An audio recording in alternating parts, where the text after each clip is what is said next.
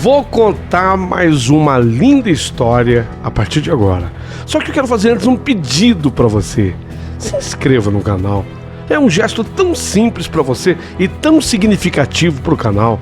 Entra no canal, se inscreva, curta, põe o teu joinha, acione o sininho. Para nós isso é muito importante. O canal ganha força e muito mais histórias a serem contadas. Por favor, se inscreva no canal. Agora, prepara o coração, porque a história de hoje é linda.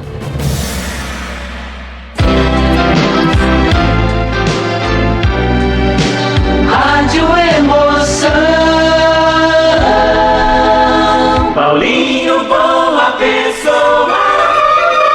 A verdade de cada um.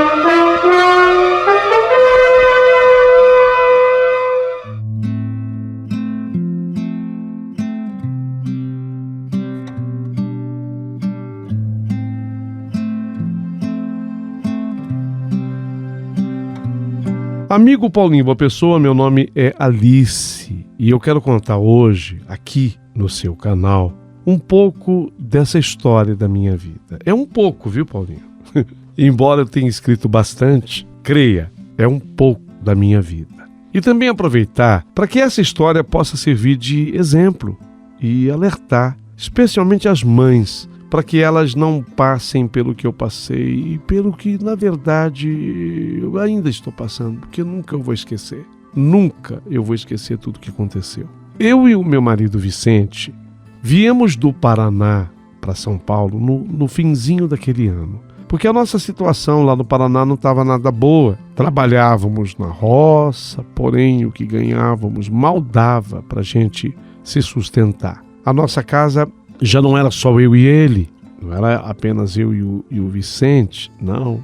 Nós tínhamos 2 filhos, 2 crianças. Como o meu cunhado Vanderlei, irmão de meu marido, ele morava aqui em São Paulo, o Vanderlei vivia dizer: vem pra cá, gente, lugar de família viver é aqui em São Paulo, eu dou uma mão pra vocês no começo. Vem, eu arrumo emprego pra você, Vicente. Meu marido, ele tinha lá no Paraná aprendido alguma coisa com oficina mecânica. E esse irmão dele também mexia com isso, sabe? O Vicente, ele tinha aqui em Morato, Francisco Morato, ele tinha uma oficina. A família sempre teve esse dom para mecânica. Meu marido trabalhava na roça, mas sabia também alguma coisa de mecânica. Vem, você me ajuda aqui na oficina. Vem pra cá. Mas aonde nós vamos morar aí, Vicente? Por enquanto tem um quartinho no fundo da oficina. Vocês vão se ajeitando por lá. Daí a pouquinho as coisas vão clareando. Aí vai pintar uma casinha pra vocês. Vem, aquilo pra gente. E diante da insistência do Vicente, significava um bom começo. Porque nós nunca havíamos colocado os pés em São Paulo. Mas tínhamos esse empurrãozinho do Vicente, né? O Vicente é o meu marido. Nós tínhamos esse empurrãozinho do Vanderlei, meu cunhado. E meu marido, ele, embora já tivesse tido contato com motores, já tivesse aprendido alguma coisinha lá com o irmão, lá no Paraná, mas há muito tempo ele não mexia com aquilo. Nossa, tinha muito tempo, que depois era só roça, roça de algodão, café. Ele tinha esquecido um pouco. Mas, como era irmão, o Vanderlei, a gente tinha fé de que realmente ele pudesse ajudar. O começo sempre difícil, né? Mas pelo menos já tínhamos onde ficar. Meu marido já tinha o que fazer. Vanderlei, o meu cunhado, foi muito paciente com a gente e pegou o irmão Vicente. Lembra? Olha, você mexer no motor de Fusca, lembra? Ó, vem cá, é assim. Os motores agora não são mais tão simples, mas é assim. Ensinava com aquela paciência, coisa de irmão, né? É coisa que só irmão realmente faz pelo outro. E até me indicou também pro dono de uma padaria que ficava pertinho da oficina, onde eu poderia trabalhar na padaria. E logo eu também comecei a trabalhar como ajudante geral lá na padaria. E esse meu cunhado, o Vanderlei, ainda nos ajudou a conseguir uma vaga para os nossos 2 filhos em escola da prefeitura. Puxa vida, tudo bem. Tudo estava correndo muitíssimo bem e mesmo com um pouco de dificuldade, morando, às vezes naquele quartinho apertado no fundo da oficina, eu e meu marido só tínhamos que agradecer, porque o nosso maior medo era chegar aqui em São Paulo e não ter trabalho e nenhum lugar para a gente ficar. O que a gente ganhava não era muito, para ser sincero, não era muito.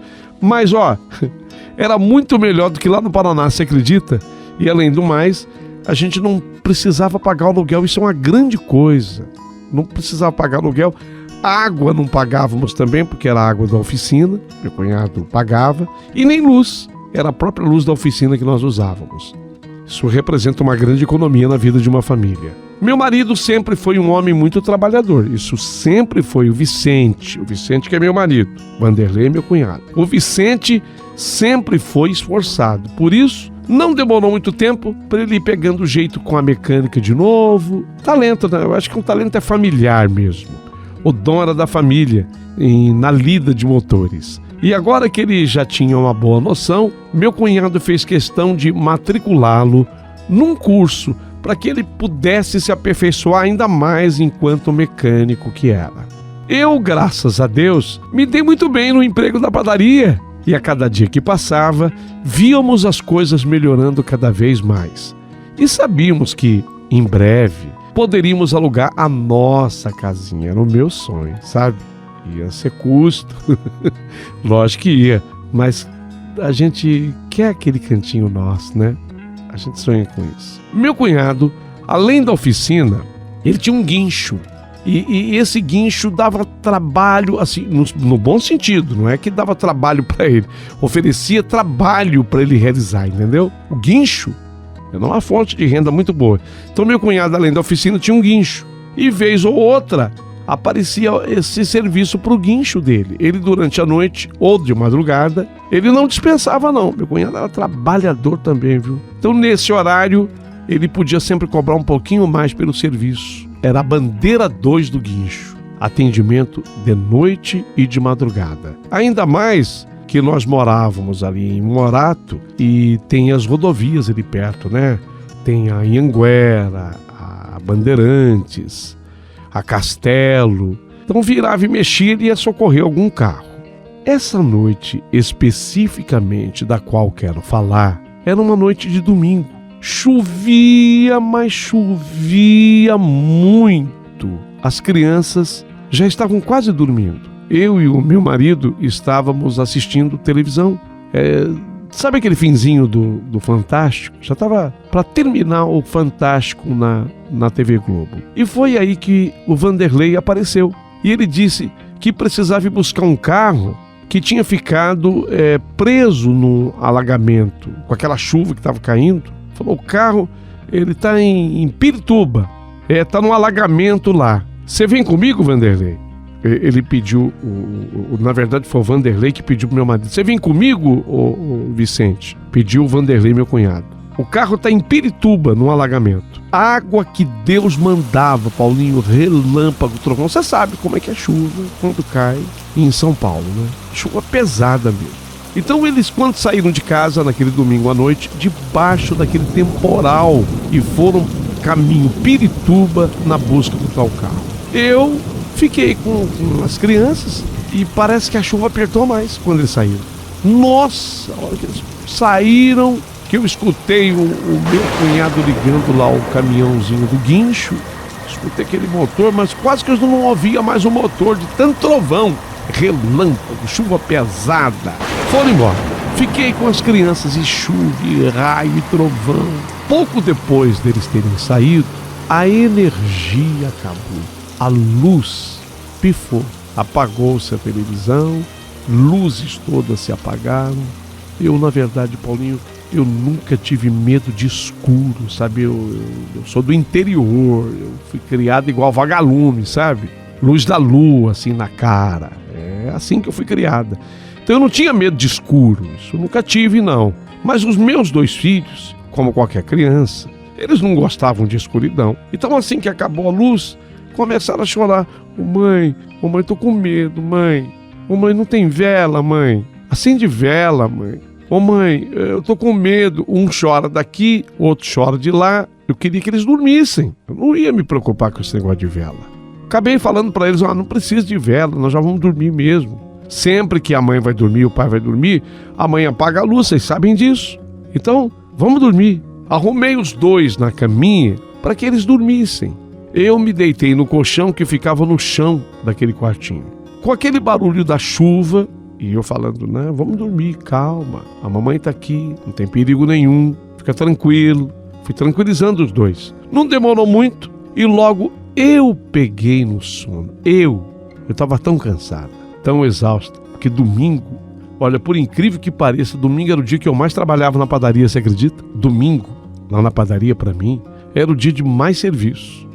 Nossa, era o dia que o movimento era muito grande. Eu acho que as pessoas, elas não cozinham em casa, então elas iam buscar tudo na padaria. Era um dia de muita exaustão, tanto que a minha folga sempre era durante a semana. Eu peguei no sono, eu dormi de tão cansada que eu estava, mas meus filhos não, estavam com medo. Os danados meninos meus não dormiram, eles continuavam ali com medo e no escuro. E sem que eu percebesse, porque eu estava dormindo, o Carlinhos, o mais velho, ele foi até a gaveta do armário, ele sabia onde tinha vela. E lá ele sabia que estava a vela. Ele pegou a vela para acender. Medo do escuro. Eu continuava dormindo.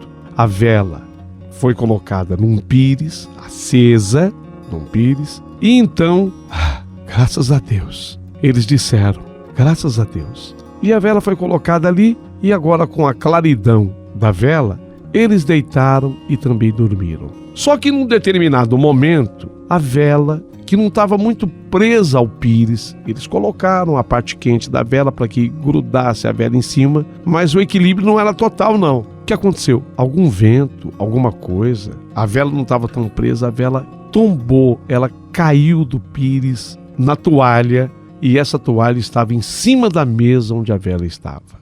Daí para frente, foi tudo muito rápido, mas muito rápido mesmo.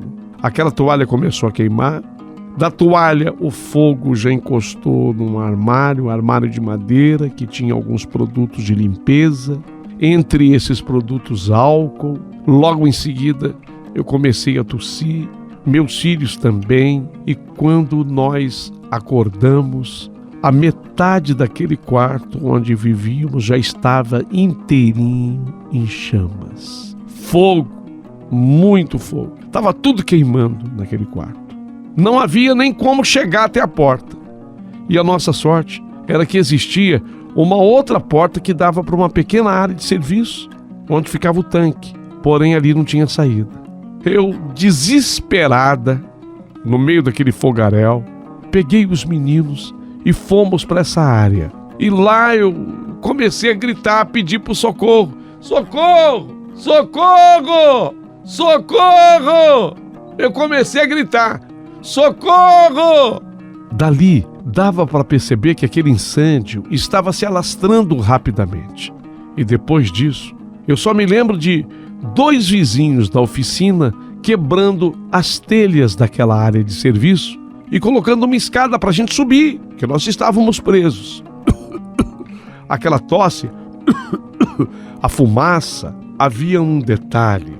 Como era a oficina, o meu marido guardava dentro da nossa casa, ele guardava um pequeno tambor com óleo diesel e o fogo chegou naquele tambor. Eu acho que provocou explosões, sabe? E a fumaça muito preta, eu comecei a tossir aquela fumaça e subindo por aquela escada era pra gente subir. Paulinho, eu já estava pensando que eu fosse morrer. Eu acreditei piamente que eu fosse morrer ali com os meus 2 filhos. Mas por uma graça de Deus e a esses vizinhos, nós conseguimos escalar aquela escada. Não sei como, com aquela tosse, aquela fumaça sufocando, o calor do fogo, conseguimos subir na escada. Só que o fogo, depois que ele caiu naquele tambor de óleo diesel, aí a coisa ficou feia mesmo. Acho que teve efeito de bomba, sabe? Explodiu e a chama foi longe naquela explosão.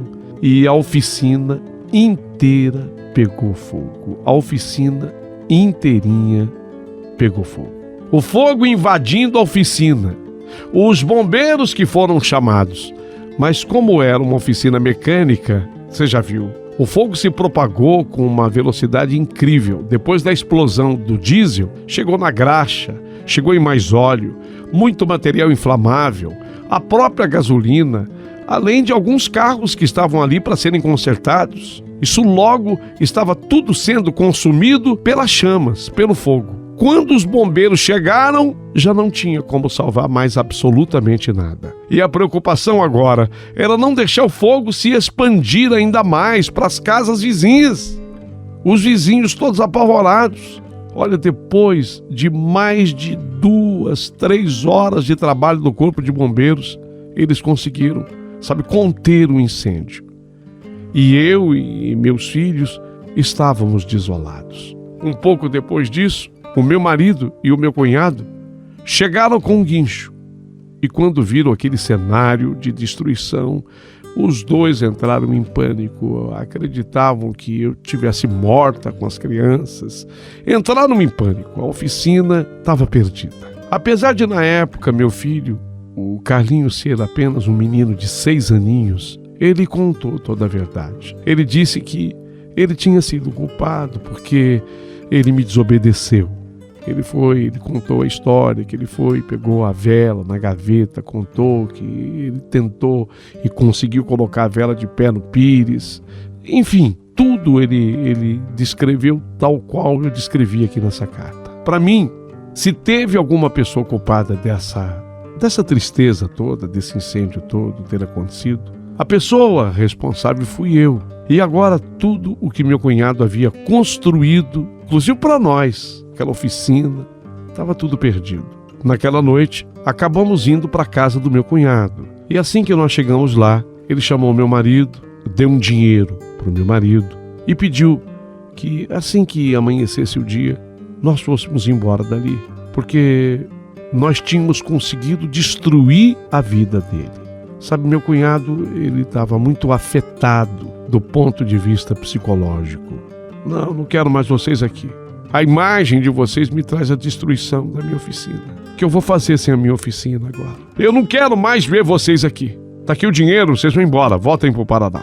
Aliás, eu me culpo também, Eu me culpo, porque eu insisti que vocês viessem pra cá. Mas vocês não são pessoas abençoadas. Vocês viviam na miséria lá no Paraná, e quando a gente vê uma pessoa assim na miséria, é melhor deixá-las onde elas estão.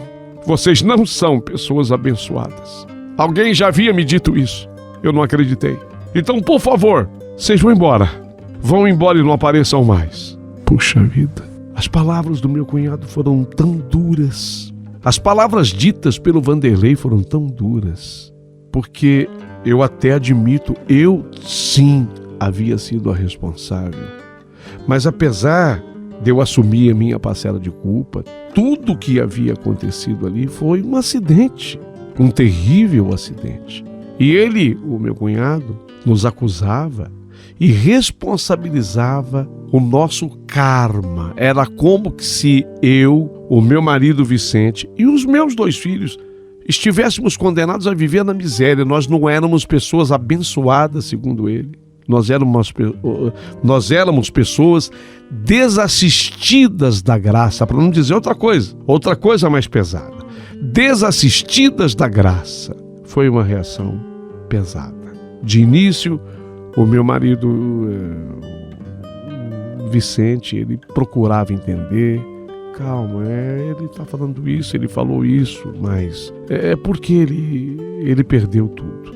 Quanto a mim, meu marido e meus filhos, então não teve outra alternativa. Voltamos para o Paraná. Tentamos reconstruir a nossa vida. Além de todo o prejuízo material naquele incêndio, perdeu-se também uma amizade tão linda, uma amizade tão bonita que havia entre o Vanderlei, meu cunhado, e o Vicente, o irmão dele. E eu também, lógico. O irmão que sempre tentava ajudar, Agora era um irmão que simplesmente nos odiava. Apesar de sabermos que seria muito difícil a gente reconquistar. Muito difícil. Palavras ditas pelo Vanderlei naquele dia foram palavras muito duras.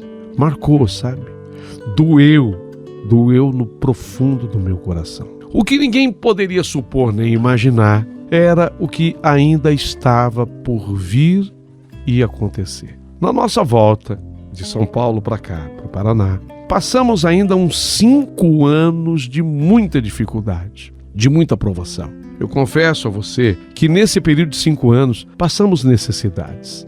Meus filhos, eles estavam habituados à vida de São Paulo, sabe? Haviam acostumado. E no Paraná as coisas eram bem mais difíceis.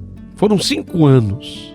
5 anos de uma vida sofrível em todos os aspectos. Foi quando apareceu Helmut. Helmut, um senhor alemão. Ele comprou umas fazendas aqui na região que nós moramos. Comprou terras. Não eram fazendas, eram sítios, mas ele foi juntando um sítio com outro, virou uma fazenda grande. E o senhor Helmut, não se sabe por quê, só Deus é para explicar. Ele gostou demais do Vicente, meu marido. Demais. O Vicente tinha feito um curso de mecânico, sabia consertar os carros dele, era um excelente agricultor. E o senhor Helmut começou a dar muito crédito para o meu marido. Muito crédito. Seu Helmut, ele vinha da Alemanha, ele falava o português, mas com um sotaque muito carregado alemão. E lá na Alemanha ele havia perdido praticamente toda a família. E adquiriu essas terras e começou a depender do meu marido para tudo. Meu marido começou a resolver todos os problemas que ele tinha em relação a carro, em relação à terra. E ele começou a ajudar o meu marido, começou a investir no meu marido. E pasmem vocês, ele colocou o meu marido como meieiro, ou seja, tudo que a fazenda produzia, a metade, ele começou a dar para o meu marido. Metade, coisa que ninguém faz.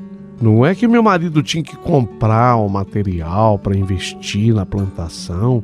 Até aí é comum acontecer. Não, ele comprava tudo que precisava ser plantado, ele investia nos implementos agrícolas, mas tudo que produzia, ele repartia metade para ele e metade para o meu marido.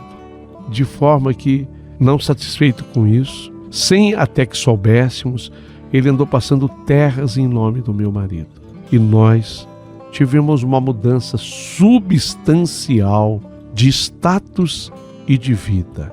Aquela família paupérrima, aquela família não abençoada conforme as palavras ditas pelo Vanderlei, nós passamos a ser uma família de posse, por incrível que possa parecer. O Sr. Helmut, o alemão, ele tinha consigo a necessidade de ajudar alguém, ele teria que escolher alguém, escolheu o meu marido para fazê-lo. Parecia não, com certeza era coisa de Deus que estava acontecendo. E a nossa vida mudou da água para o vinho. Mas foi uma coisa repentina. De repente, fomos ganhando muito mais do que ganhávamos, sem que soubéssemos. O Sr. Helmut havia passado terras para o nome do meu marido, isso já em documento, sem que tivéssemos essa noção. Obviamente que depois tudo se esclareceu.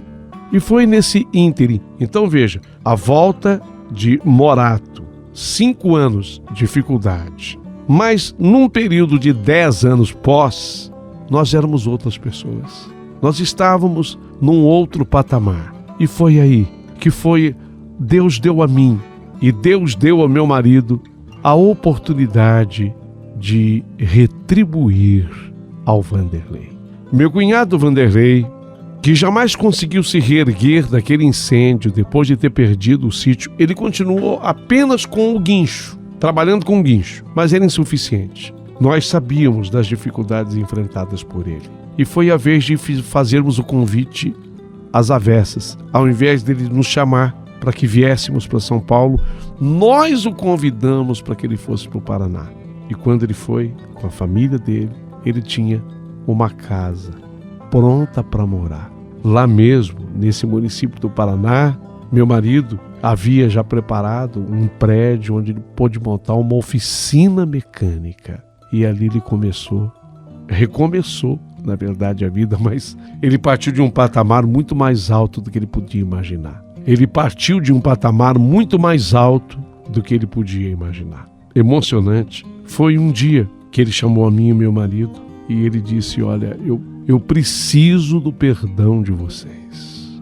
Aquelas palavras duras ditas por mim, de que vocês não eram pessoas abençoadas. Vocês não podem imaginar o quanto eu me arrependo de tê-las proferido. Foi na hora do meu desespero, mas eu jamais poderia ter dito o que eu disse a vocês. Porque Deus provou para mim que vocês é que sempre foram abençoados. Sempre. Me perdoem, eu não tive a intenção, mas não é porque não se tem a intenção que não se comete o pecado. Pequei contra vocês. Falei bobagem, falei coisas pesadas demais.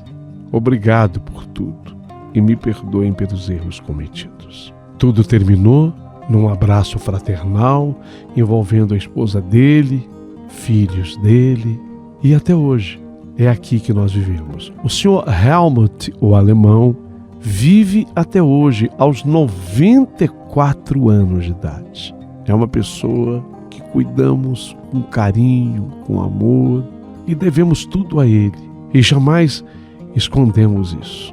Mas a nossa história é muito importante porque, como eu disse no início, ela serve de lição por muitos aspectos. O perigo da vela, o perigo da língua. Cuidado com aquilo que você diz. Mas também, por outro lado, e aí é que está a coisa mais importante, a nossa história demonstra a grandeza de Deus na nossa vida, o quanto Deus é importante, o quanto fomos abençoados por Jesus, por Nossa Senhora, que fazem parte da nossa fé, o quanto nós fomos abençoados. Espero que você tenha gostado da minha história e gostaria que você deixasse o seu comentário aqui a partir de agora.